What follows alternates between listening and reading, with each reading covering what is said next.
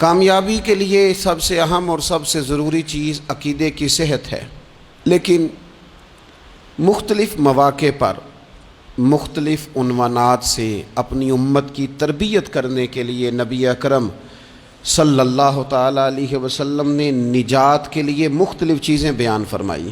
اخلاقیات کے باب میں، روحانیات کے باب میں اور تکمیل کردار کے باب میں، وہ ساری باتیں قابل عمل بھی ہیں، قابل توجہ بھی ہیں اور ہماری روزمرہ کی ضرورت بھی ہیں۔ مختلف مواقع پر نبی پاک علیہ السلام نے مختلف چیزوں کا بیان فرمایا، اور جہاں جہاں بھی جس چیز کا بیان فرمایا وہ اپنی جگہ ایک بڑی اہمیت رکھتی ہے اور بڑی طاقت رکھتی ہے۔ یہ حدیث جو آج ہماری گفتگو کا عنوان ہے، یہ ترمذی میں موجود ہے اور حضرت عقبہ بن عامر رضی اللہ تعالیٰ عنہ اس حدیث کے راوی ہیں۔ یہاں بھی انہوں نے نبی پاک علیہ السلام سے نجات کا راستہ پوچھا ہے۔ بہت ساری سوچیں، بہت سارے نظریات، بہت سارا فلسفہ، بہت سارے سمجھانے والے، بہت سارے قائل کرنے والے، اپنے اپنے انداز میں خیر کی بات بتانے والے لوگ ہر دور میں موجود رہے، لیکن بہرحال حرف آخر وہ ہے جو مدینے والے محبوب نے بیان فرمایا۔ نبی اکرم صلی اللہ تعالیٰ علیہ وسلم سے حضرت عقبہ بن عامر رضی اللہ تعالیٰ عنہ کہتے ہیں کہ میں نے عرض کیا، قلت یا رسول اللہ صلی اللہ تعالیٰ علیہ وسلم من نجات، کہتے ہیں میں نے پوچھا کہ یا رسول اللہ صلی اللہ تعالیٰ علیہ وسلم نجات کیا ہے؟ اللہ تبارک و تعالیٰ نے نبی پاک علیہ السلام کو یہ اعزاز عطا فرمایا ہے کہ حضور نہ جوامع الکلم کے ساتھ دنیا میں آئے، اور حضور فرماتے ہیں انا افصح العرب، عرب سارے ہی بڑی فصیح و بلیغ بات کرتے ہیں، کھلی بات کرتے ہیں، لیکن عربوں میں سب سے زیادہ بات کرنے کا سلیقہ اللہ نے مجھے عطا فرمایا ہے۔ یہ حضور علیہ السلام کی شان اقدس ہے کہ بہترین انداز میں حضور تھوڑے جملوں میں گہری بات، الفاظ کے لحاظ سے وہ بات مختصر ہے اور مفاہیم کے لحاظ سے اتنی وسیع ہے کہ سارے سمندر اس کے اندر سمو دیے نبی پاک علیہ السلام۔ من نجاتو، بہت بڑی بات پوچھی، بڑی وسیع بات پوچھ لی، یا رسول اللہ نجات کیا ہے، کامیابی کیا ہے، فلاح کیا ہے؟ تو نبی پاک صلی اللہ تعالیٰ علیہ وآلہ وسلم نے 3 باتیں ارشاد فرمائیں۔ سب سے پہلے حضور نے نجات کے لیے جو بات ارشاد فرمائی وہ بڑی قابل غور ہے اور سمجھنے والی ہے۔ حضور علیہ السلام نے پہلی بات ارشاد فرمائی، فرمایا اگر تو نجات چاہتا ہے تو اپنی زبان کو اپنے قابو میں رکھ، اپنے بولنے پر کنٹرول کر، تول کے بولنا شروع کر، اپنے لفظوں کی حرمت کا خیال کر۔ اپنی زبان پر جو بندہ کنٹرول پا گیا، یہ پہلی علامت ہے نجات کی۔ اور ایک مقام پہ نبی پاک علیہ السلام نے یوں بھی بیان فرمایا تم مجھے گارنٹی دو 2 چیزوں کی، اور مجھ سے گارنٹی لے لو جنت کی۔ فرمایا تم مجھے اپنی 2 ٹانگوں کے درمیان شرمگاہ کی اور 2 جبڑوں کے درمیان زبان کی گارنٹی دے دو، اور میں اللہ کا محبوب ہو کے تمہیں جنت کی گارنٹی دیتا ہوں۔ پہلی بات نجات کے لیے نبی پاک علیہ السلام نے یہ ارشاد فرمائی کہ اپنی زبان کو اپنے قابو میں کر، اس پر کنٹرول کر۔ اور دوسرا فرمایا تیرا گھر تیرے لیے کافی ہے، ادھر ادھر بلا وجہ نہ گھوما کر، بغیر سبب کے بہت ساری مجالس میں نہ جایا کر، ضرورت کے لیے جائیں، خیر پانے کے لیے جائیں، اچھے ارادوں سے سفر کریں۔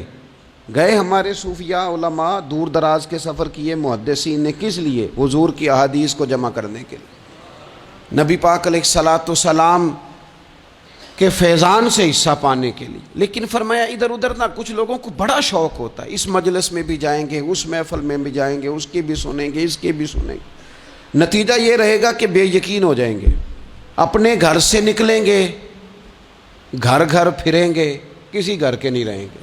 تیرے لیے تیرا گھر کافی ہے، اپنے گھر رہ، اپنا گھر جو ہے وہ وہ تجھے کفایت کرے، اپنے گھر میں قیام کر۔ یہ دوسری علامت ہے نجات کے لیے۔ اور تیسرے نمبر پہ نبی اکرم صلی اللہ تعالی علیہ وسلم نے فرمایا اگر تو نجات چاہتا ہے نا تو اپنی خطاؤں پہ رویا کر،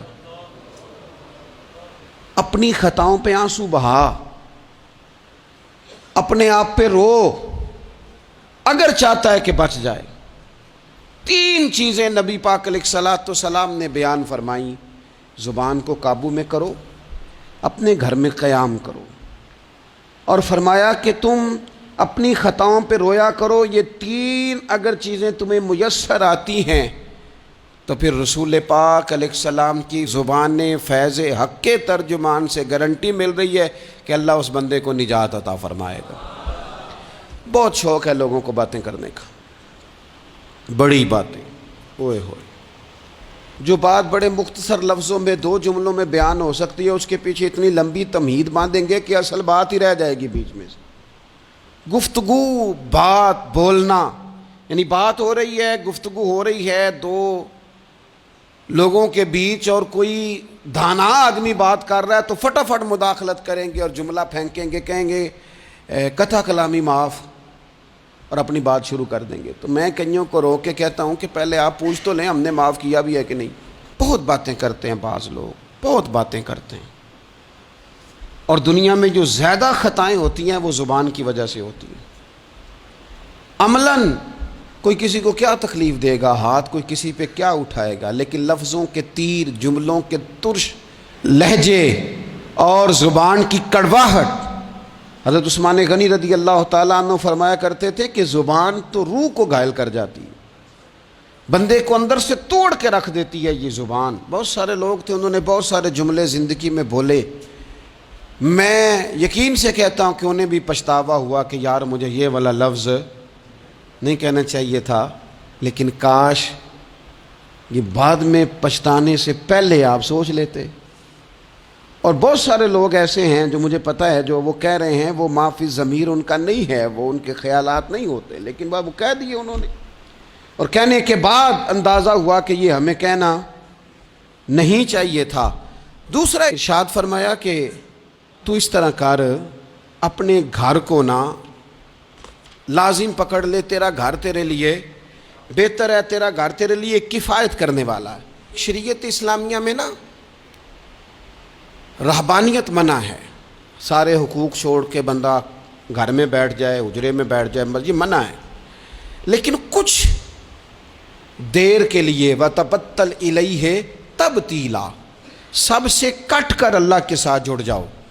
قرآن مجید نے کہا وہ کیا ہے کہ کچھ دیر کے لیے خلوت ضرور اختیار، جیسے آپ اعتکاف میں بیٹھے ہیں، سب سے کٹ کے اللہ کے گھر آ گئے، یہ کچھ دیر کے لیے یہ کام کرنے کا ضرور حکم دیا گیا۔ آپ دیکھیے حضرت موسیٰ علیہ السلام، اسلام میں رہبانیت نہیں، سارے حقوق چھوڑ کے جانا نہیں، لیکن کچھ دیر کے لیے، تھوڑی دیر کے لیے حضرت موسیٰ علیہ السلام 40 دن کے لیے گئے نا کوہ طور پہ، پھر اللہ نے تو رات عطا فرمائی۔ وَإِذْ وَعَدْنَا مُوسَىٰ 40 لَيْلَةً، ہم نے موسیٰ علیہ السلام سے 40 راتوں کا وعدہ لیا۔ نبی پاک علیہ السلام کتنے کتنے دن جا کے پہلے غار حرا میں بیٹھے، پھر اللہ تعالیٰ نے وحی عطا فرمائی۔ تو کچھ اپنے گھر میں وقت گزاریں، عبادت میں وقت گزاریں، اللہ کی یاد میں وقت گزاریں، سارا وقت گھومنے میں پھرنے میں ضائع نہ کر دیں۔ کچھ لوگ ایسے ہیں عبادت کے لیے بٹھاؤ تو تھکے ہوئے ہیں، اور ان سے کو کہیں جانا ہے تو وہ تیار بیٹھے ہیں، تو کچھ اوقات اپنے اس پر بھی لگائیں۔ اور تیسری بات جو ارشاد فرمائی گئی وہ یہ ہے کہ اپنی خطاؤں پہ رویا جائے۔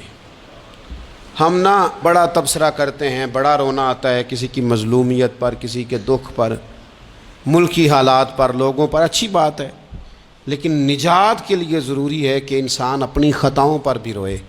اور نبی اکرم صلی اللہ تعالیٰ علیہ وسلم نے فرمایا کہ اگر تمہیں اللہ کے خوف سے آنکھ سے اتنا قطرہ بھی نصیب ہو گیا جتنا مکھی اور مچھر کا پر ہوتا ہے، تو اللہ تبارک و تعالیٰ اتنا بھی تمہاری آنکھ سے آنسو نکل گیا تو جس طرح بھینس کے تھنوں سے نکلا ہوا دودھ دوبارہ تھنوں میں نہیں جاتا، تم بھی دوزخ میں نہیں جاؤ گے۔ اور 2 آنکھیں اللہ کو بڑی پیاری ہیں۔ یا رسول اللہ کون سی؟ فرمایا کہ جو رب کی رضا کے لیے پہرا دیتی ہے۔ اور ایک وہ آنکھ جو اللہ کے خوف میں آنسو بہاتی ہے. یہ دو آنکھیں اللہ کو بڑی پیاری ہیں. تو اس لیے یہ 3 باتیں آپ نے نہیں بھولنی. ایک تو یہ کہ اپنی زبان کی حفاظت کریں. ایک اپنے گھر میں، مسجد میں، اجرے میں کچھ دیر بیٹھ کے اللہ کو یاد کریں اور کوشش کریں کہ بغیر وجہ کے گھر سے نہ. اور تیسری بات یہ کہ اپنی خطاؤں پر آنسو بہانے کی کوشش کریں. اللہ تعالی ہم سب کو سمجھنے کی توفیق عطا فرمائے.